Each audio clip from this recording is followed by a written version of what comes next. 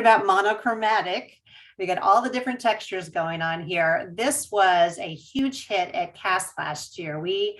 This is just one of the display containers that we popped together at the last minute to just have as like a showpiece right by the registration desk, and people went nuts for it.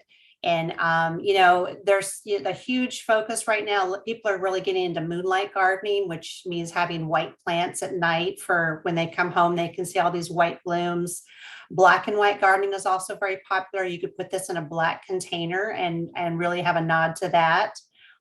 And then looking here, Salvia farinacea, I call it the beginner plant for any new gardener. It's a pollinator magnet, super easy to grow, and it will grow all the way through the summer.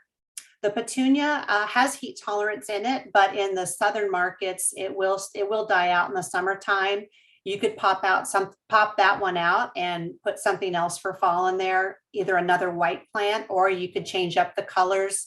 Everything goes with white, so you could put whatever you want in there as another color. And then the Verbena is going to go all the way through the summertime as well. So this one's going to really last for you and gives you a lot of versatility.